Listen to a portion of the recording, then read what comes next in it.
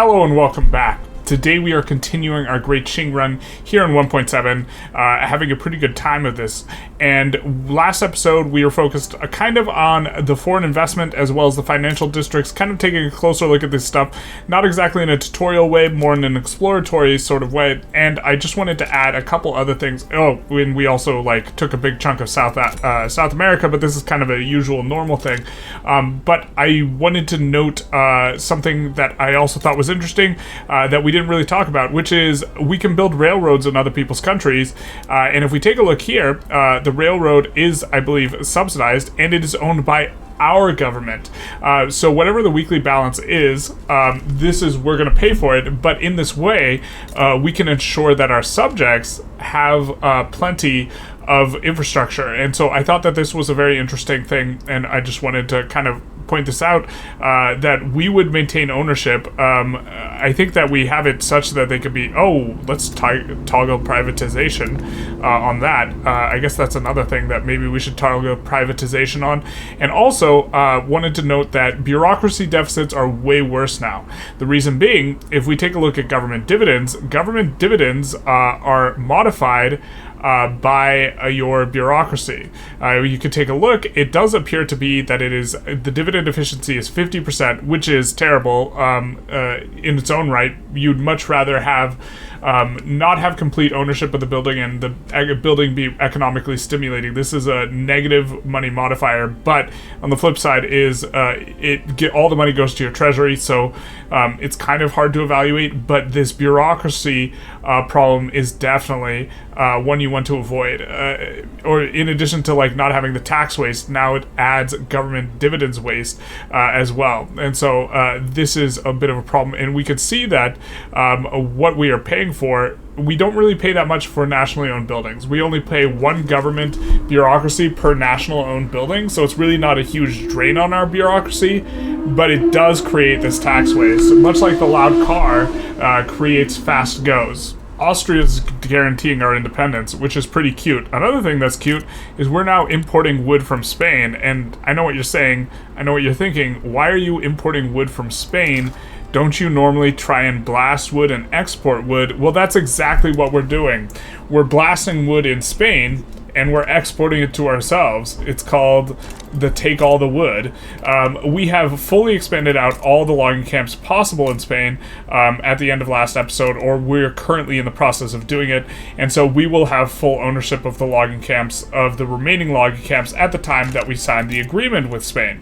Also, what we can do, and I'm not sure if this is correct, but I think we're just going to do it anyways, we can just blast, if we want, a level 51 cotton plantation here, and then we can import cotton from Spain as well. That will almost certainly, collapse cotton prices in their market, and by doing this, we can really, they have import prioritization. Fair enough. We cannot set this since you're not part of the market. Yeah, that's true. But we can import it to the Qing market, and okay, they have import prioritization, so that's not going to be good for us. But they're about to fire a whole lot of peasants, and there's nothing they can do about it. All those peasants, bye-bye now. You're going to have to work in either the unemployment lot, or you're going to have to work in these. And it looks like they're using transportation PMs, which is probably not what they should be doing, so maybe this is just going to wreck them completely. We'll be back with a little bit of an update. Well, would you look at who's crying? Our own people. Something, something, something. Foreign investment from Spain. Okay, we get a new anti-country lobby as a result of, kind of the influx of economic funds. But who's going to really need an anti-country lobby? Spain, because this is what we're doing to them. These things, there we go. We got 27 of them. Look at this ownership. We nationally own 27, and a manor house in Navarra owns a single one. But this is going to mean that if we take a look here, there's a whole bunch of unemployment that we've created. We're just creating a mass migration exodus as well. This is going to offer so many different kind of strategies. I don't think it's optimal at all for us to just blast like this, but one of the reasons we are blasting like this does have to do with the fact that anytime I think you get an exchange of relations, what you're supposed to do, or trade, or this being able to build in other people's countries. It appears to use the local construction. This is my understanding. And so we built all the wood that they could build, and then we built all of the not clothing, but fabric that they could build. The entire idea being, well, first of all, we're actually going to ruin their productivity bonus if they're achieving it already, so they're going to lose that innovation bonus. But the second thing is they get 32% construction bonus, and so we can construct these things real fast, and then, as we showed, we could just import them, and we should be able to get a decent volume of trade, because the price on these should collapse as it employs up, which it's going to have to try, and all the ownership, this weekly balance, is going to go to us, or it's going to go into us in another way, in that we will get cheaper fabric, and we won't have to worry about unemployment, because our auto queue is not going to build as much fabric when we suddenly have a 51 from somewhere that we're importing a bunch of fabric to. So we're forcing them to build fabric, and we're getting this huge economies of scale modifier, but also the company throughput bonus modifier as they try and employ this baby up. And now let's see if the trade routes with them, now it can employ up. Now it's okay, it's not like huge at this juncture, and it's really not too much. Well, it's a little bit of revenue, I suppose. It is a little bit of revenue. And I do think we have it on import prioritization as well. And so I'm expecting this to kind of come up in size maybe a little bit as time goes on. We're also importing the wood, which we, set to produce. But this is another way we can also try and increase volume of trade in another country if we don't have a trade agreement with them initially. Because I don't think we have a trade agreement. Oh, we do have a trade agreement. Okay, so fair enough. But this is also going to give us more leverage over them. And I hopefully be able to pull them into our market. We can see that okay, it's not counting our leverage because we don't have a block, but I think if we have a block, it would be starting to give us more leverage in terms of pulling them into our power block. Again, to kind of get that block, we do have to work our way over to civilizing mission, and that's one of the things that we're doing in terms of our tech selection, which we talked a bit about last episode. Finally, after much pain, our industrialists are demarginalized, which is going to be fantastic. I'm not sure we'll be able to put them in Gov very easily and get some legitimacy. Yeah, this is a little bit of a yikes, being under 50. Part of this is from running high taxes, though, which does seem to be a bit of a vibe. I don't think there's a way for us to make a legitimate government without, doing this exact combo in order to get the industrialists in. But we're going to put them in because we got laws we want to pass, like getting off of agrarianism and moving on to laissez-faire for that extra sweet company. And our owners or landowners, notably, don't care, which is a Qing phenomenon. So it's going to be easy for us to go laissez-faire. I think that this pivot's probably a little bit early, because if we take a look at the investment pool and why it's growing or who's growing it, we can see that the reinvestment is still mostly coming from manor houses. But by the time we pass it, we're going to have a bigger chunk from financial districts. Also, this is manor houses with the bonus. And more kind of importantly, we want to maintain control of a queue and be keeping up our own construction. But we actually want this 75% allocation, because as soon as we hit the 75% allocation, we're going to blast way more construction. In fact, we're making money right now, so we're going to blast way more construction anyways. Now, most of the places we've gotten are kind of already turned up pretty high, at least the places that have iron, or they just don't have that much labor, so we haven't turned them up all the way. We're going to start pushing, in particular, areas that are, along this river, the Mappy River, here in, we come here, we can see that everything on the Yangtze River is going to have a Mappy bonus, and so we'll just blast our construction here because they will be able to access construction goods just a little bit cheaper. And so we're just going to put a ton of these into the queue. Actually, we're going to fill everything out. That should be fine. That should put us to the point where we're losing money, which is kind of where we want to be. Little update on the size of these trade routes. They've updated. They're giving us quite a bit of revenue. They are relatively large in size, costing us 270 convoys, shipping 520. Just kind of taking a look at our overall Qing market in terms of our trade routes. Our our biggest trade routes now. Of the top 5, 2 of them are the Spanish routes here that are the result of our investment forcing the price of these things way, way, way low.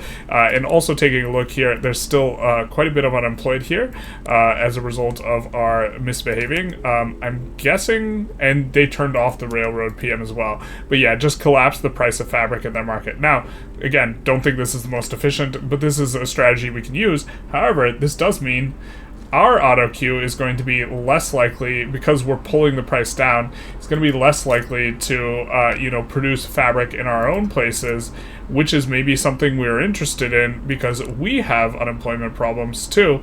And so as long as we have more subsistence farms, this will benefit us. So previously, the very highest level of gold mine was in Orania. Or it might have been in Nevada, but it was 16. No, it was here. Now, it does appear that there's a total of 18 levels of gold mine here in Amur, in China.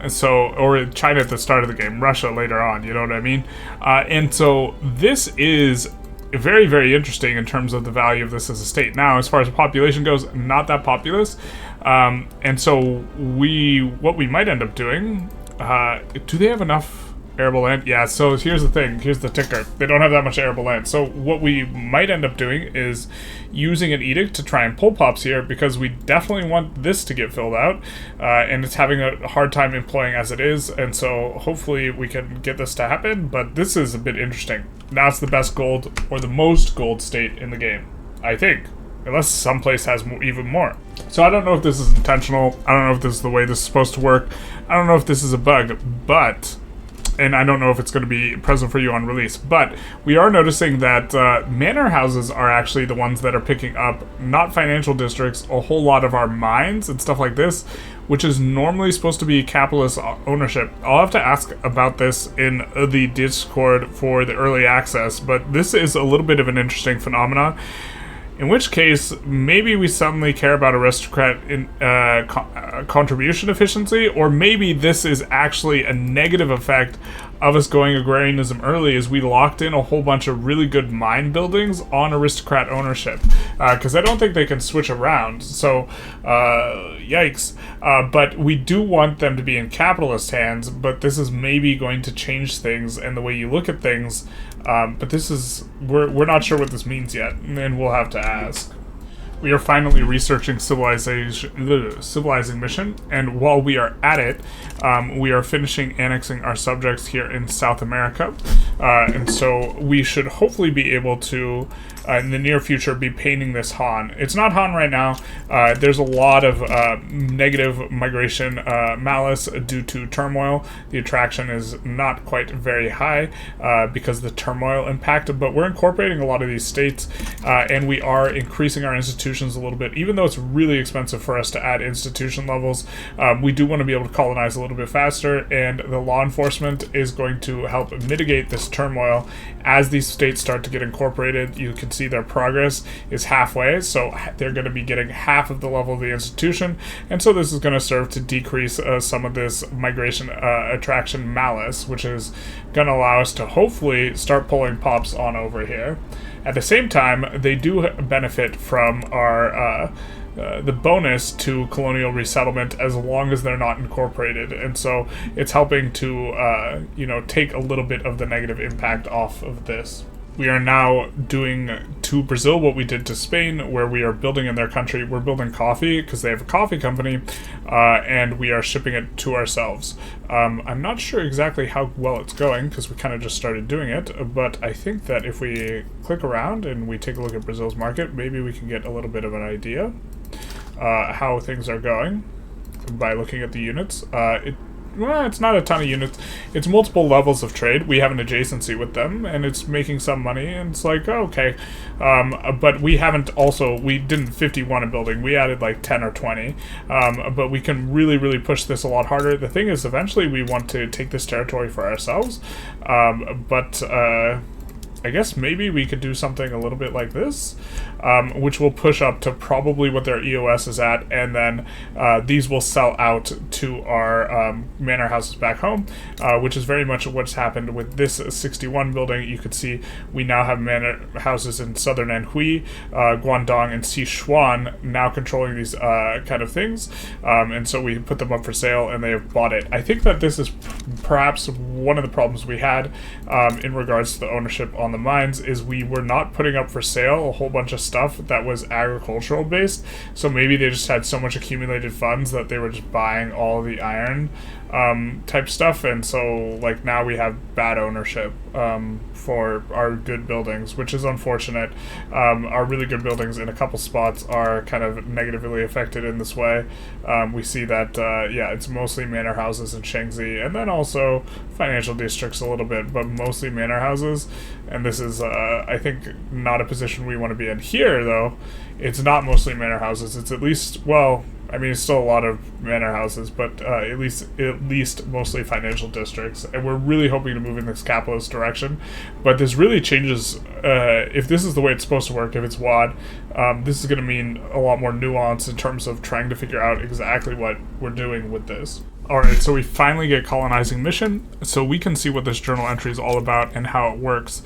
Oh, we never removed the ban on opium? Yikes. Playing a little too fast then. But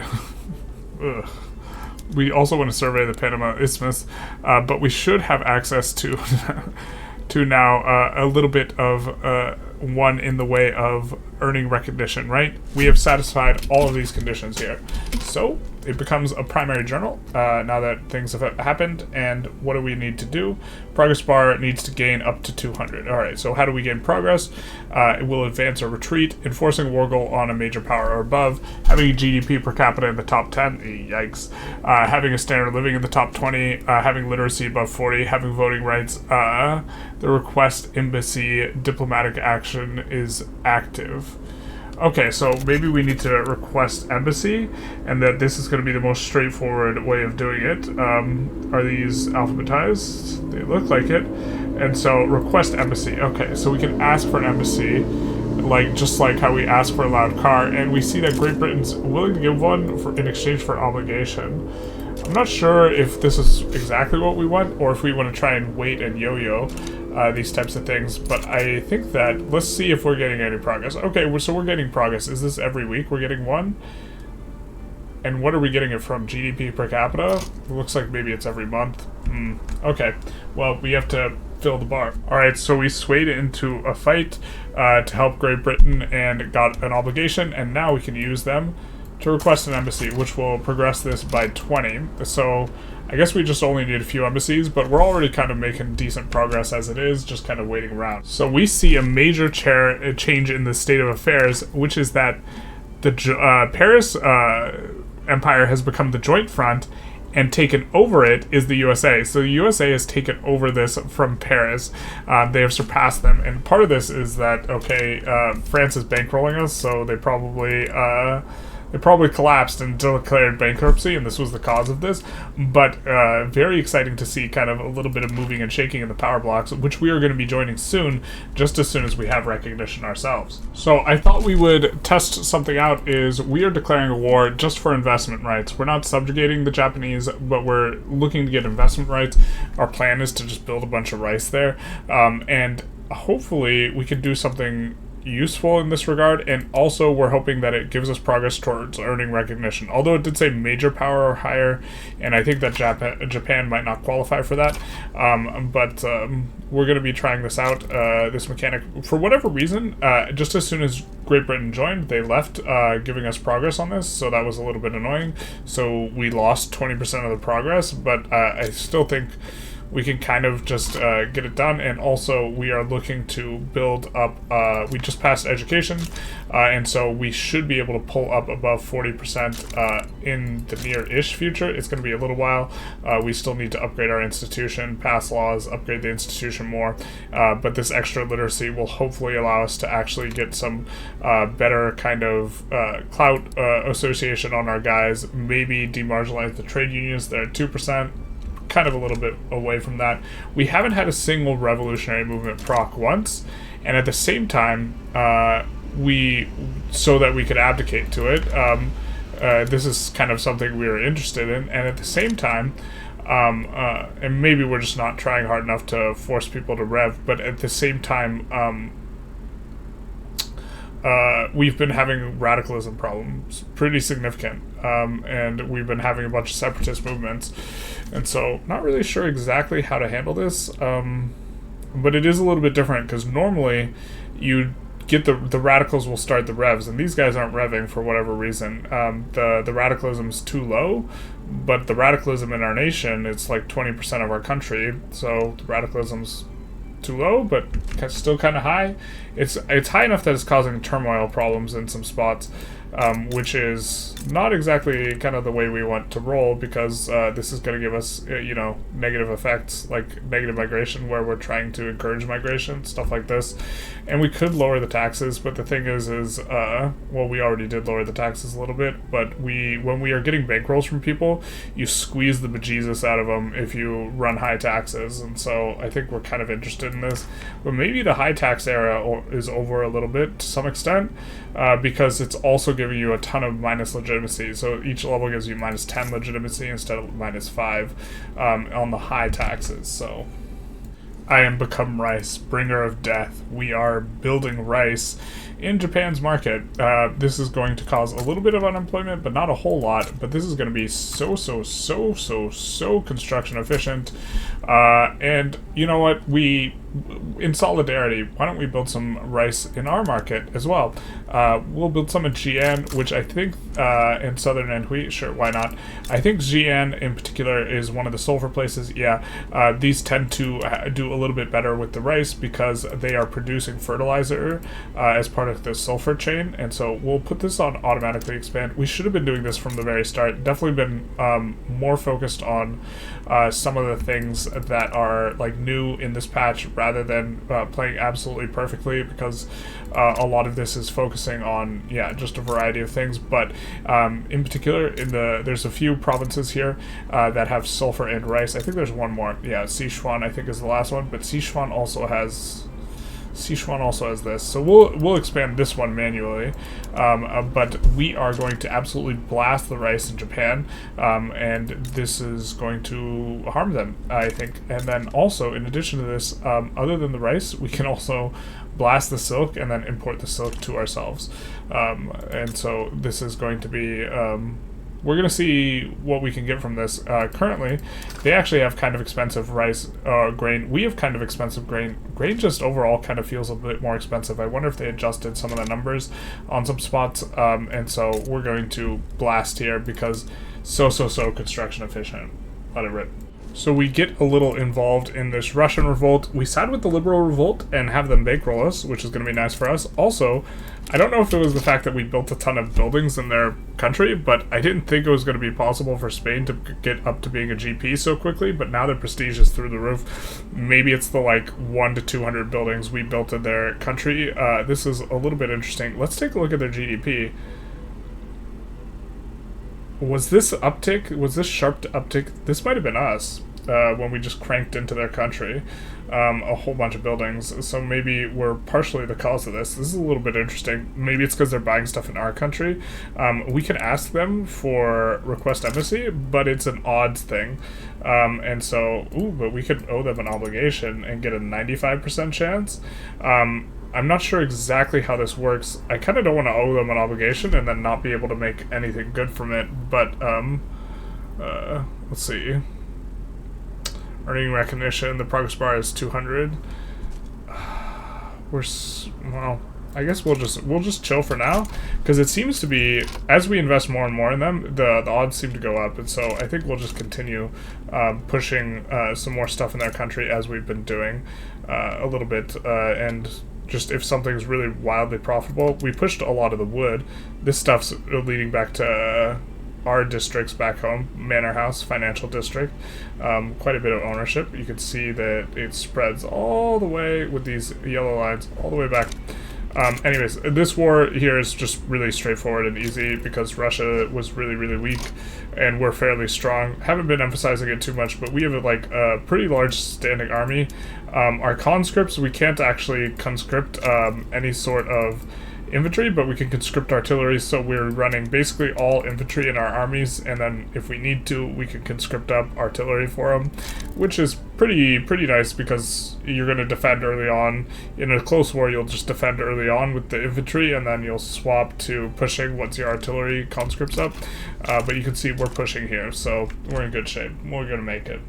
This is something that's definitely an improvement here, which is that when a subject has a revolution, what it does is it auto-calls in the overlord. In this way, they can prevent you from, being able to yo-yo sway for something just absolutely insane off of the overlord, right? Now we can't ask for them to become a subject, the revolt, but we're not going to be able to get much off of the Western Australia themselves, and so in this way they've significantly nerfed the yo-yo sway kind of mechanic, which I think is fantastic. And so now if we wanted to get something like transfer the British Raj, we would have to wait for a revolution there, and then instead of trying to transfer them, try and get them to become subject from the other side of the play. Alright, finally, with the support of Spain, with whom we've kind of wrecked their economy, but it made them a great power, so I guess we didn't wreck their economy. Signed earlier this afternoon in Madrid, this landmark treaty officially abrogates any previous unequal treaties between Spain and Great Qing in favor of new negotiated one between peers. We become recognized, which is going to be fantastic for us. This is the state of our recognized market as it stands right now, and we have gotten recognition. So that's going to change things up quite a bit. This has mainly been kind of the struggle of this episode, although, man, Great Britain's just falling apart. They're just shitting the bed repeatedly. It's hard out here for Great Britain. Hard out here for France, too. Also hard out here for Russia, who succumbed to a revolution. Ooh, and it does look like there is some sort of meaningful play up here. I assume Austria is going for German leadership, but we will immediately gain a few more additional interests we could declare. So we'll throw some of these out and around. This is from being kind of the next level. Pacific Coast. Shouldn't we have a Pacific Coast? We traded for this a while back. So I was thinking we were supposed to have a Pacific Coast thing, but it's not fully complete, so that definitely makes sense why we don't have a Pacific Coast thing. We'll throw in there, and so I think that'll be a pretty good setup. But I think what we're going to do is we're going to leave the power block business for next episode, but we can form a block now. We had been waiting, and now we will be able to do the military-industrial complex, but I think we're going to conclude this episode here as the #1 great power. Let's go, baby.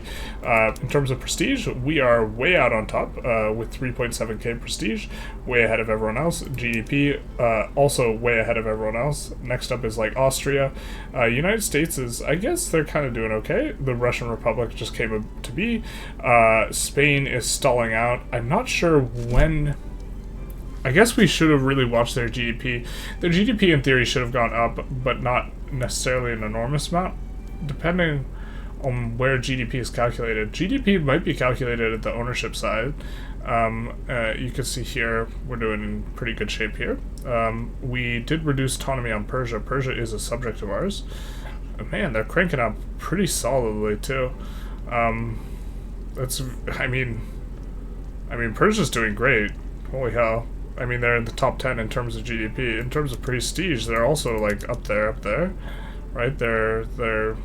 It's a strong performance for Persia. If we check Pops, we see Raj is kind of the next one. Haven't really messed about too much with Pops overall, not trying to siphon anyone off. In terms of an update on us building in Japan's market, that didn't go, it wasn't as explosive as we would hoped because they hit a massive tool shortage somehow while we were exporting tools to them.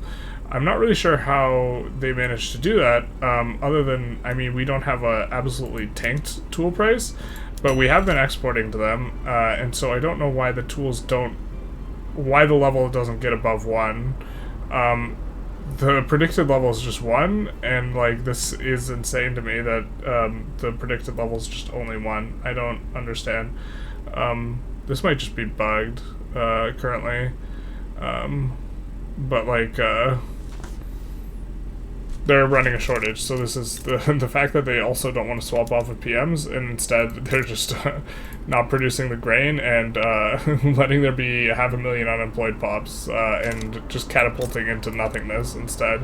In terms of the update, like I don't know what to. Anyways, I hope you guys enjoyed this episode. If you did, please feel free to like, comment, subscribe, do the YouTube algorithm thing, and have a good day.